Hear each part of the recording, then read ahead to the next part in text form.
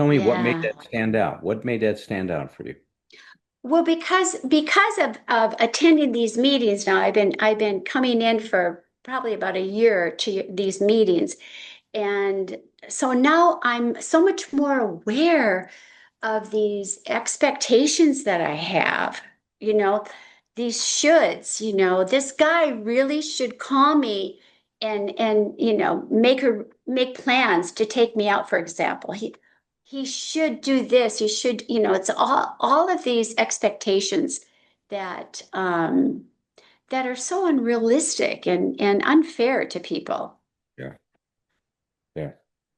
Yeah, we really are imposing our will, aren't we? I mean, it's Yeah. so true. It's like somehow I'm thinking that I get to impose my will. I'm entitled. I think this is a sense of entitlement. It really is. That I am entitled to impose my will on reality. I mean, it's Yeah. crazy when you think about It it. doesn't work. Well, that's the real truth, isn't it? It really is. It's an activity that leads to a lot of frustration and a lot of anger and a lot of disappointment. Yeah. No, it's So very I'm true. thankful for the awareness. I am. I'm very No, thankful and I for was the very awareness. glad to hear that because see, so much of change is based on increasing your awareness of what you're doing and how you're doing it. And for you to Yeah. say that and that these meetings have helped, that really I'm Yeah. glad for that. Then we're achieving what I hoped to be achieving is helping people increase their awareness of how they're functioning. I want to talk a little bit about what has happened up to this point. Now I remind everyone that the way I described step 10 was that step 10 was integrating all that we have learned in steps 1 through 9. And it's integrating all of that wisdom into our behavior so that we are functioning better. Now, what does that mean? Well, to function better means that we have to have an appropriate and honest relationship to reality. And we also have to have a choice. You see, this is where our freedom lies, is to be able to choose how best to respond to whatever situation we're being confronted with or we're creating, or any situation with ourselves that's arising. See, emotional sobriety, in one word, is about freedom.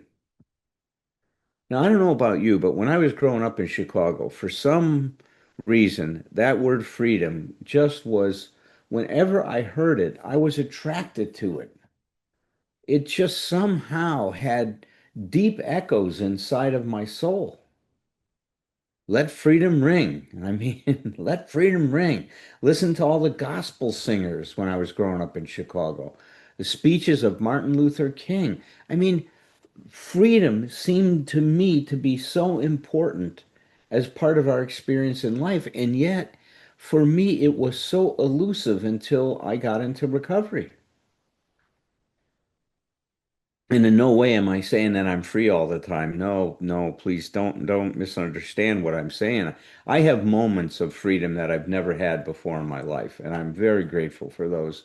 And I'm still a work in progress, just like the rest of us are. But what I want to do is I want to lay out what the landscape of emotional sobriety looks like, and then talk a little bit about step 11 and talk probably even more about it next week.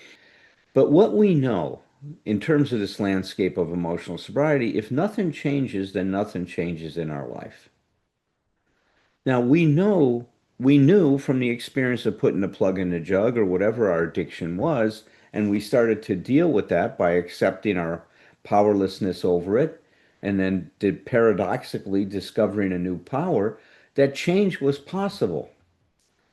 But few of us ever thought that we'd have to look much deeper into the issue we're looking at with emotional sobriety that Bill opened the door to, which was emotional dependence. So now we realize that as we approach this emotional sobriety, that we have to take a second first step. And I've been advocating that we really have to take a second pass through all of the steps, but this time from the perspective of looking at our emotional dependency and the impact that's had on our life and becoming willing to grow ourselves to where we can support ourselves. Now, self-support does not mean being fiercely independent. I confused those two things for a long time. Is that defiant independence, right? Yeah, I know a lot about that, but I don't know anything about true self-support. And until I came to the program, which means that I take responsibility for what I need. And if I'm stuck with something, then I turn to one of my colleagues or to a therapist or to someone that I believe can maybe help share something to help me deal with the situation I'm confronted with. That I operate from a sense of humility, knowing that not knowing is okay, that being ignorant is not a crime, that having gaps in knowledge and limitations is a part of the human experience. As we start to do this work, we become very curious, very curious. We're curious and we're seeking our growth and maturity. See, now we have defined our recovery as growing ourselves up. Ernie Larson said a wonderfully brilliant thing. He said, "What is your definition of recovery?" And he asked us, let's think about it. Think about what it really is. And he said, pay attention to, because however you define recovery, you will limit your recovery. So if your recovery doesn't include a definition of growing up and maturing, then you have limited your recovery. Because of the work we're doing in terms of paying attention to my reaction, like Bill said, it's a spiritual axiom that every time we're upset or disturbed, he said, there's something, no matter the cause, there's something wrong with us, he said. That's the attitude we're developing. We're looking at what's going on with us instead of blaming the circumstance or other people for what we're experiencing. You see, already when we start taking that attitude, we've matured beyond the you make me feel state of consciousness to I am responsible for what I'm feeling. I generate my feelings by the meaning I'm giving to the experience I'm having.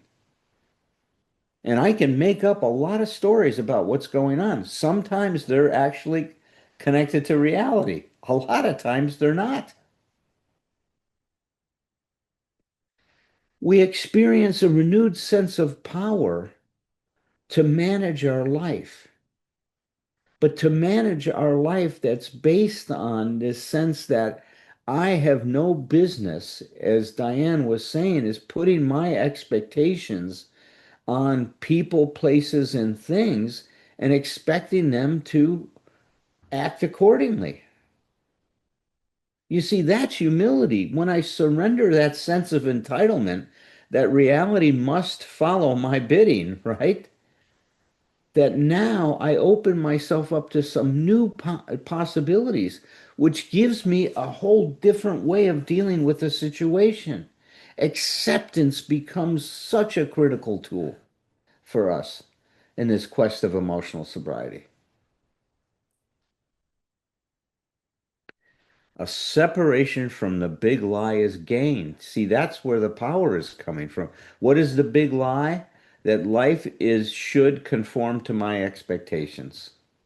That people should do what I think they should do, that I should be the way I think I should be, that I should be my idealized self.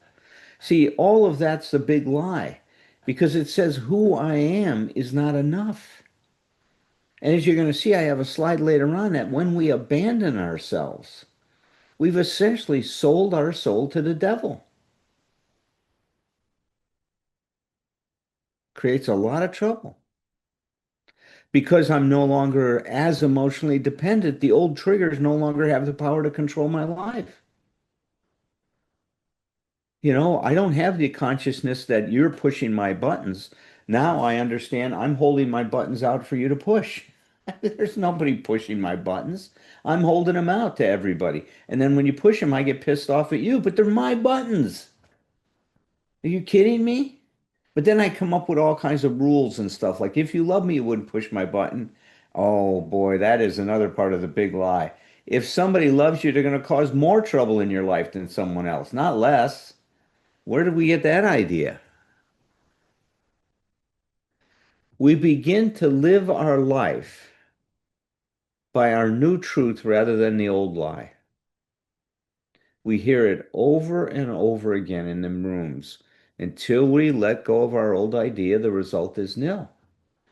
But what is the old idea? Well, yes, at first the old idea might that I can drink like a normal person or use drugs like someone that doesn't have a problem. Yes, that's got to be let go, because there's no emotional sobriety if there's not physical sobriety.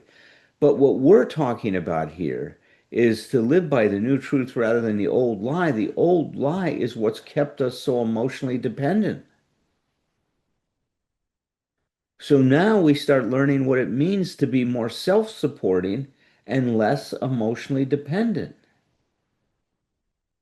We do not let other people's limited ideas or opinions of us define us. They can think whatever they want to think about us. What's important is how I think about myself. I become the final sifter, if you will, or arbiter of my experience. You don't get to tell me who I am. You can give me some feedback and you might be right on, but I'll decide if that fits or not. You don't get to decide that for me.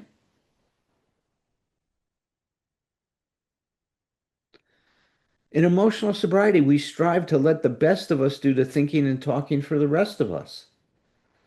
But knowing that that hidden Mr. Hyde is always there and wanting to speak for us first.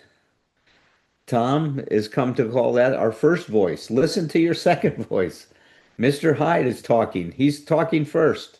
Listen to your second voice. This is not any kind of a panacea for life's struggles and problems.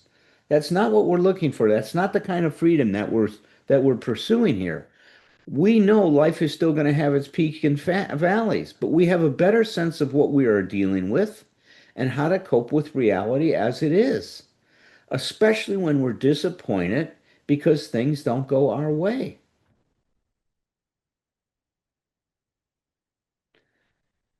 And this quest for emotional sobriety is about discovering and recovering our lost real self. That's why Bill said at step 12, which we're going to be getting to in a few weeks, is that when he is at the last, I think, sentence of the first paragraph, he says, if we practice these daily principles, or if we practice the principles of the 12 steps in our daily life, that we and those about us will find emotional sobriety. You see, it's the expressly stated goal and outcome of working the steps is the achievement of emotional sobriety. Now, I've been around a long time. I've just celebrated 54 years in the program. And you know how many times I've heard that stated, that the goal that we're striving for here is the achievement of emotional sobriety? I've never heard it in a meeting unless I was bringing it up. And Bill wrote about this back in the 50s. It's the best kept secret in the program. So I want you to consider this reality for a minute, because this is what real freedom is about. The most courageous task life will ever ask of us is to surrender our vision of ourselves as inadequate, unworthy, and not enough. Take that in for a minute. The most courageous task that I'm going to ask of you is to surrender your vision of yourself as inadequate, unworthy, and not enough. Because all of those ideas come from ideas other people have about you or us or how we're supposed to be. And the final analysis, they're not ours. Because the minute we let go of these old ideas, we will stand face to face with the need to accept that we and no one else are responsible for our own existence as adults. Eric Fromm called this the escape from freedom. We are deathly afraid of taking responsibility for our lives, partly because we don't know how. No one's ever taught us. And when we hear that idea of taking responsibility, it feels like somebody's putting this incredible burden that we cannot sustain or tolerate. Once again, I think our thinking is backwards in this regard. Not taking responsibility for my life and blaming others and doing all these other things to externalize the causes and all these attributes I make of what's going on diminish me. They are the things that are keeping me stuck. The minute I start to take responsibility for myself, I feel a sense of freedom, of new power.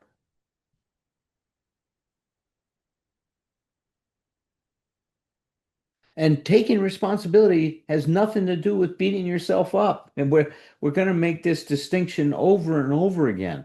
You will hear Tom talk about the difference. It's such an important difference between being responsible versus blaming ourselves for what's going on. When I take responsibility, I am empowered. When I do these other things, I'm disempowered.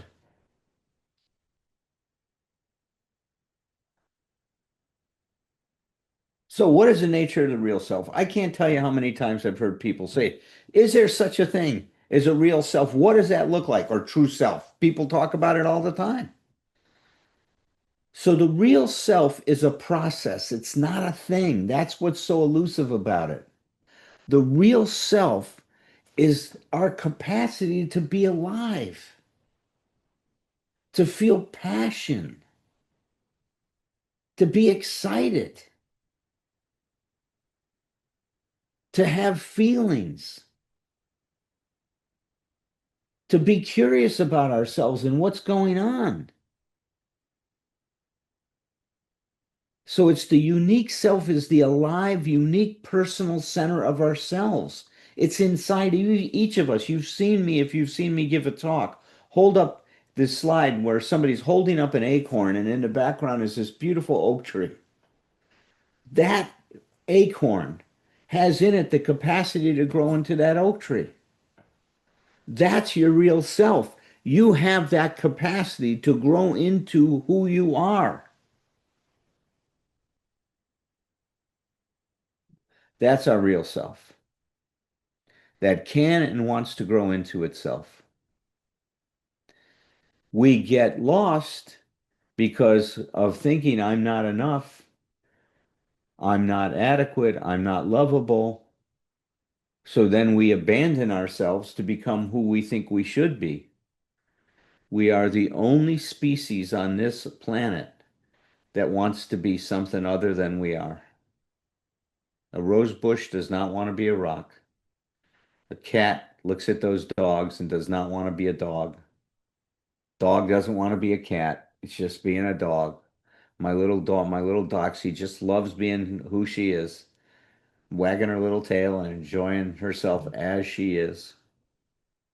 But the abandoning of the real self corresponds to the selling of one's soul to the devil. And that's when our lives started to become unmanageable.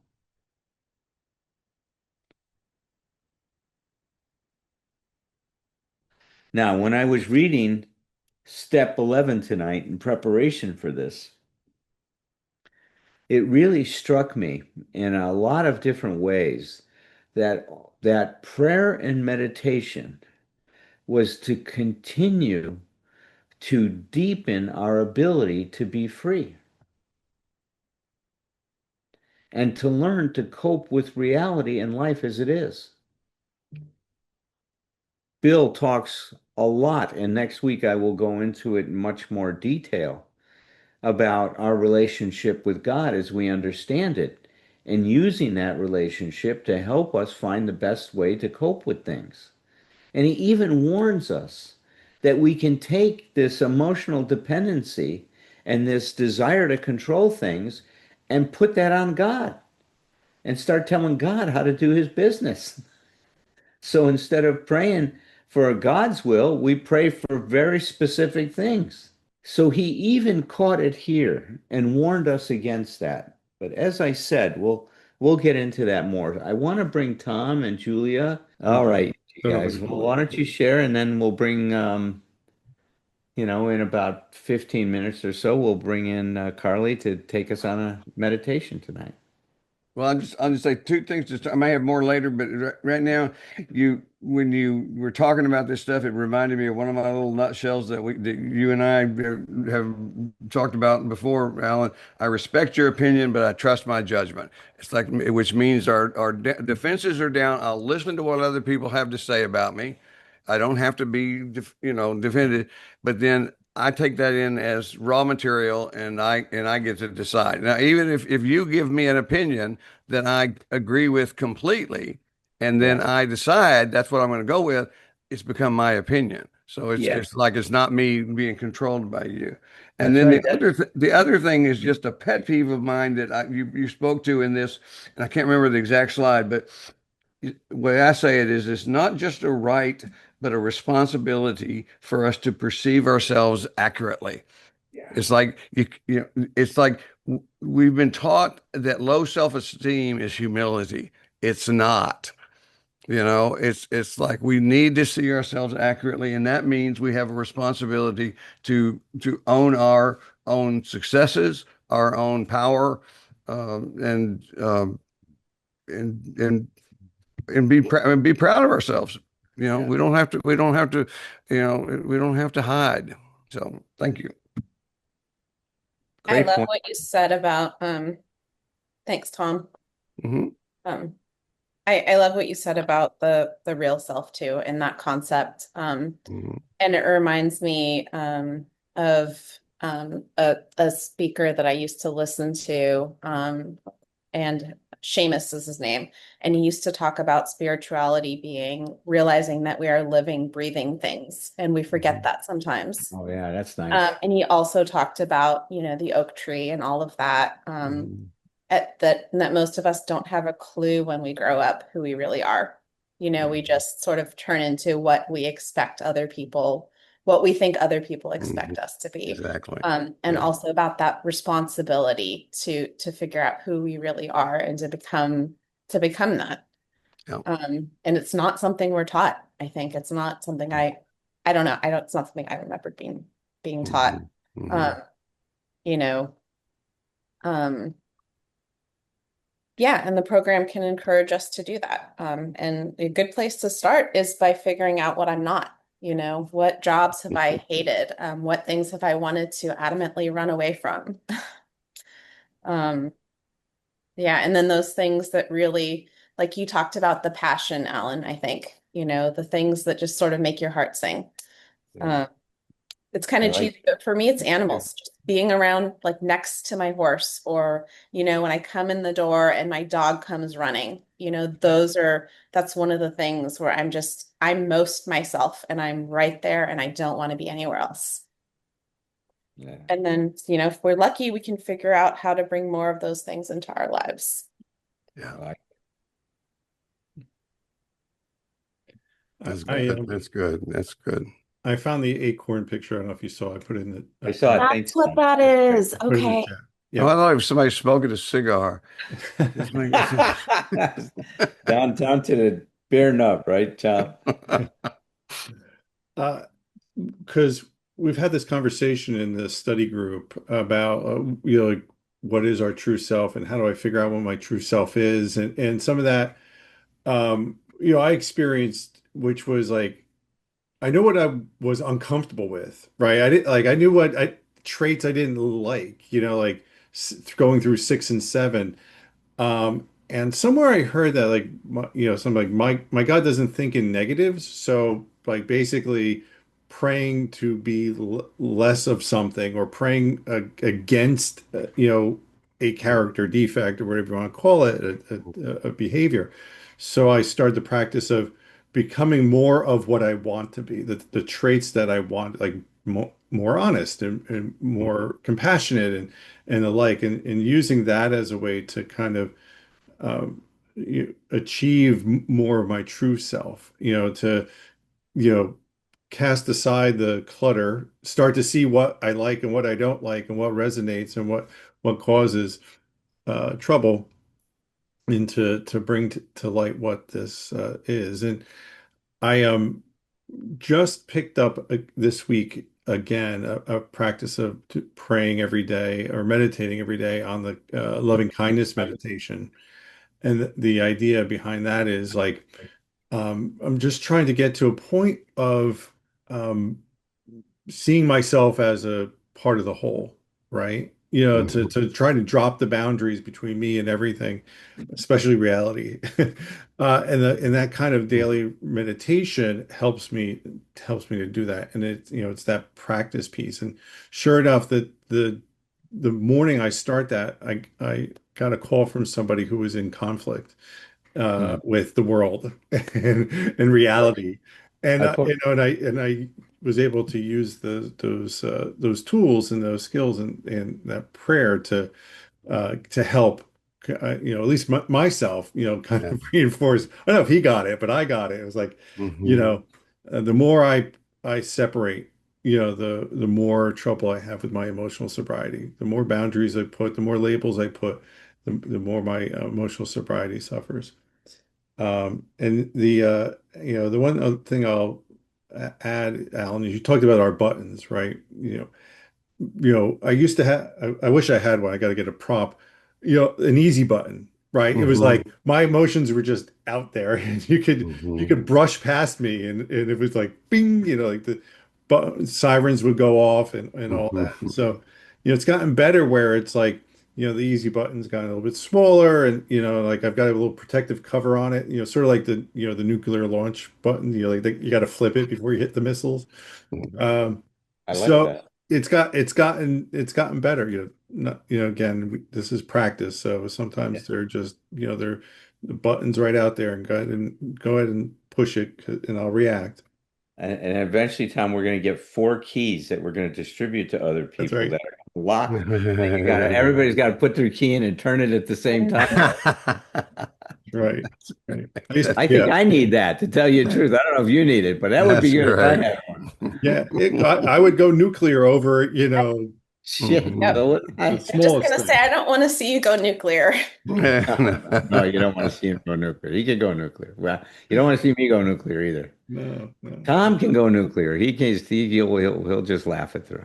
It's not, yeah, it's not pretty. I think that's the awareness, that we've talked about, and especially the person who did the reading tonight. It's like at the very least, this stuff starts to become clearer, right? And Yeah. once it becomes clear, I could start to make some decisions around it and see Yeah. what direction I want to go. Right.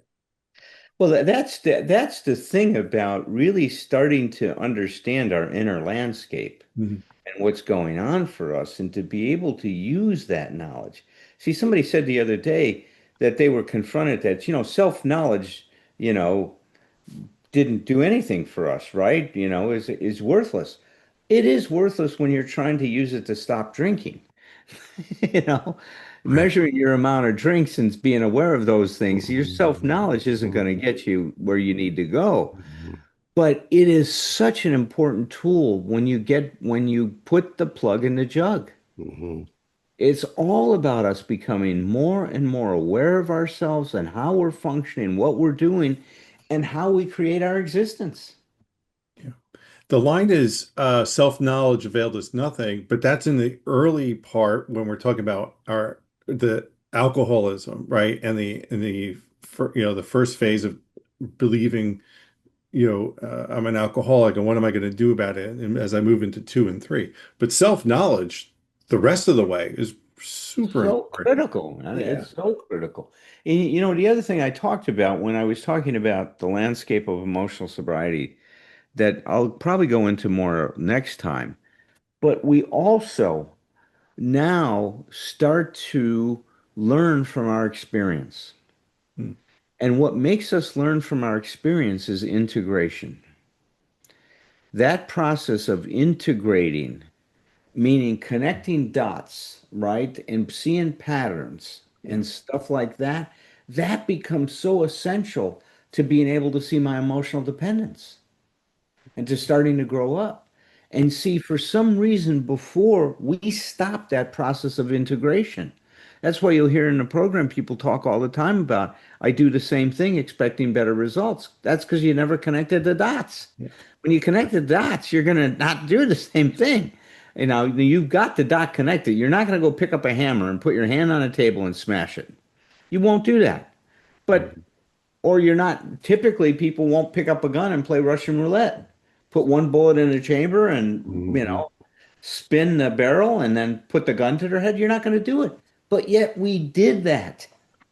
And somehow we didn't see it. Yeah, I would still try to get the family together for the holidays and expect them all to behave differently because it's the holidays, right?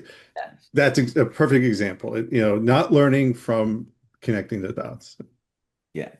No, Somebody, but Alan, I got you. I can't remember how long ago it was you said it, but when it was a time where, yeah, I told you you and I had begun to kind of just coming up with like what are the basic tenets of emotional sobriety, and I remember adding this one in particular after I heard you talk about this is learning from experience. The responsibility to learn from experience yeah, there is it one is. of the main things we are. That's one of and maybe we need to think of it in terms of what are the list of responsibilities. Now that Yeah, I'm I not like thinking, that. I like that. Right and on. since we're I think talking that's a about good here, yeah, connection. yeah, Yep. It's a good connection. I yeah, hadn't put it together like that. I think hmm that's right on, Tom. I yeah, think that it's a responsibility now to learn. And when that learning is somehow blocked, for me to take the responsibility, get some help to unblock the block so that I can right, learn. right. Or when we advocate our responsibility and think that that's somebody else is going to point out what we need, tell us what we need to know. It's like, no, I mean, I need you, I need you guys to tell me stuff that I don't see, and I can respect that. But it's like it's still my responsibility to be looking for it.